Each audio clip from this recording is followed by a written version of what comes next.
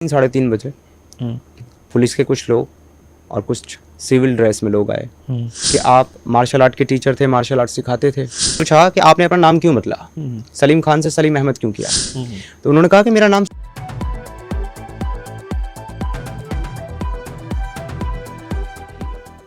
मैं आपको बताता हूँ कि उस दिन की घटना क्या है। वैसे तो मैं उनके पास आता जाता रहता था, लेकिन उस दिन की बात यह है कि मुझे अपनी पत्नी को रेलवे स्टेशन ड्रॉप करना था जी।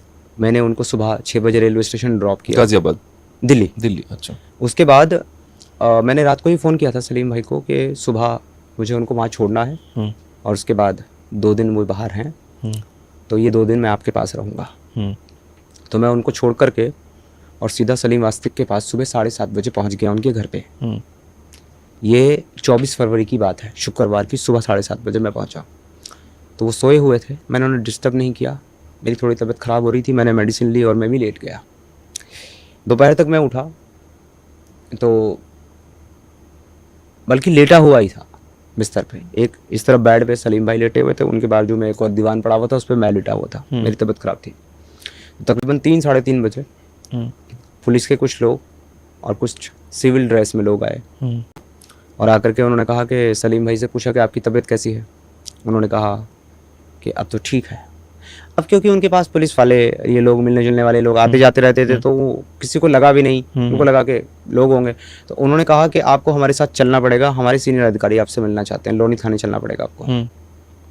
तो सलीम भाई ने कहा कि मेरी तो परिस्थिति ऐसी नहीं है कि मैं चल के जा सकूँ। कह रहे नहीं, अब अधिकारी मिलना चाह रहे तो चलना तो पड़ेगा, आप चलिए हमारे साथ, हम आपको लेके चलते हैं। तो अब उनकी हालत देखी कि वो अकेले चल नहीं सकते थे, उस टाइम खड़े नहीं हो सकते थे, दिक्कत थी उनको। तो उनकी जो केयर टेकर थी उस वक्त, उनकी मुँह बोली बेटी, जिसको वो अपनी बेटी बनाए हुए थे, वो उनकी वहाँ पे केयर टेकर के तौर पर काम कर रही थी। उनको कहा कि आप भी इनके साथ चलो इनकी देखभाल के लिए। और हमने कहा कि फिर हम भी साथ चलते हैं, हम लोग यहाँ क्या करेंगे, हम भी चल लेते हैं। तो हम लोग एक गाड़ी में अलग से चले। वो पुलिस वाले जो थे वो अपनी गाड़ी में सलीम को और उनकी केयर टेकर को बैठा करके लोनी थाने पे लेके आ गए। हम भी पहुंच गए तो हमारे सामने बैठा लिया गया। पहले उनसे स्टेटमेंट लिया गया उनके ऊपर हुए हमले के बारे में, और जो FIR उनकी फैमिली वालों ने दी थी वो पढ़कर उनको सुनाई गई और कहा कि आप इसको बदलवाना चाहते हो या इसको चेंज कराना चाहते हो या इसमें कुछ ऐड कराना चाहते हो या ऐसा ही है। उन्होंने कहा ठीक है, एज इट इज़ है। तो उसके बाद जो सिविल ड्रेस में आए थे उन्होंने सलीम भाई से पूछताछ की। उन्होंने कुछ पिक्चर्स दिखाई उनको पुरानी, और उन्होंने कहा कि ये आप हैं। उन्होंने कहा कि मुझे तो नज़र नहीं आता चश्मे के बिना। चश्मा दिया गया, चश्मा देखा। उन्होंने पिक्चर को देखा, ध्यान से नहीं समझ में आया उनको। उसके बाद उनसे पूछा गया कि आप मार्शल आर्ट के टीचर थे, मार्शल आर्ट सिखाते थे स्कूल में। उन्होंने कहा जी। फिर उनसे पूछा गया कि आप वहीं पे हैं? मैं वहीं पर हूँ, हम लोग सब साथ में हैं। ये सवाल उनसे जो है, ये पूछताछ जो है वो उनसे हम सब लोगों के सामने हो रही है। जी जी, हाँ। वहीं थाने में बैठा करके। फिर उनसे पूछा कि आपने अपना नाम क्यों बदला, सलीम खान से सलीम अहमद क्यों किया। तो उन्होंने कहा कि मेरा नाम शुरू से सलीम अहमद ही था, सलीम खान मेरा नाम जेल में लिखा गया था, मेरा नाम सलीम खान नहीं था। पुलिस वाले मुझे खान बुलाते थे, इस वजह से मेरा नाम उन्होंने सलीम खान ही लिख दिया, मगर डॉक्यूमेंट्स में मेरा नाम सलीम अहमद था। उसके बाद उनसे पूछा कि जब आप 2001 में बीवी का इलाज कराने के लिए पैरोल लेकर के बाहर गए, फिर आप वापस जेल क्यों नहीं गए, आप वहाँ से फरार क्यों हो गए। तो उस पर सलीम भाई ने कहा कि मुझे मेरी मजबूरियाँ थी, मेरे पीछे फैमिली थी, और मुझे एक खतरा था कि मैं अगर जेल में रहूँगा तो मैं वहाँ मार दिया जाऊँगा, मुझे लोग मार देंगे। क्योंकि मैं जेल में रहते रहते ही उस वक्त ही जो है मेरे दिमाग में ये सब चीज़ें आने लगी थी। मैं इस्लाम को पढ़ता था जेल में, और मैं तभी एक्स मुस्लिम हो गया था जेल के अंदर ही, और मैं ये बातें करता था तो कुछ लोग मुझे जान से मार देना चाहते थे वहाँ पर। तो इस वजह से मैं फ़रार हो गया, उनका ये कहना। इसके बाद उन्होंने कहा कि आपको मालूम है कि आपका जो साथी था अनिल को एक्यूज, उसको कोर्ट ने बरी कर दिया है।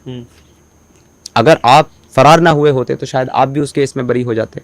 लेकिन चलें, आपने अपने जीवन को बदलाया, बहुत अच्छा काम कर रहे हैं। तो अब हम चाहते हैं, और प्रशासन भी चाहता है, सरकारें चाहती है कि आपका ये केस ख़त्म हो जाए और आपको माफ़ कर दिया जाए। लेकिन इसके लिए आपको एक बार चलना पड़ेगा हमारे साथ, मजिस्ट्रेट के सामने आपको बयान देना पड़ेगा। उसके बाद हम आपको जो है वापस छोड़ देंगे। ओ भाई साहब जी। साथ में उन्होंने हमें भी कहा कि आप लोग भी साथ चलिए गाड़ी लेकर के इनके साथ, क्योंकि उधर से इनको लाना पड़ेगा, तो आप लोग लेकर के आइएगा।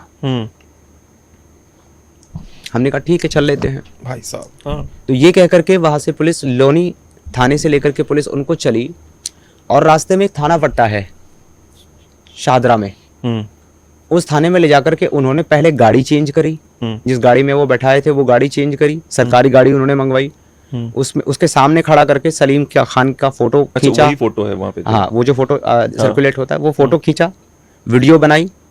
हालांकि वो उससे पहले जो है लेटे हुए थे, मतलब उनकी ऐसी सिचुएशन थी उस टाइम पे कि वो खड़े नहीं हो सकते थे, और जिस वक्त गाड़ी में उनको लेटाया गया तो वो बैठ नहीं पा रहे थे, वो लेट गए थे गाड़ी के अंदर। तो ये वो फोटो है, तो इस पे फोटो में आप देख पाओगे कि वो बंदा बैठने की सिचुएशन में भी नहीं है, वो गाड़ी में भी लेटा हुआ है, उसकी इतनी क्षमता भी नहीं है कि वो खड़ा हो पाए, वो खड़ा हो पाए या बैठ पाए, इतनी क्षमता भी उसकी नहीं है। तो ऐसी सिचुएशन में उसको खड़ा किया गया, गाड़ी के सामने खड़ा किया गया। जो खड़े हुए हैं ऐसे लग रहा है आप गिर जाएंगे तब गिर जाएंगे, देखने में फील हो रहा है वो जब खड़े हुए हैं तो। हाँ, गाड़ी के सामने उनको खड़ा किया गया और खड़ा करके उनके फोटोज लिए गए और उनको कहा गया कि अपना मुंह ढक लो।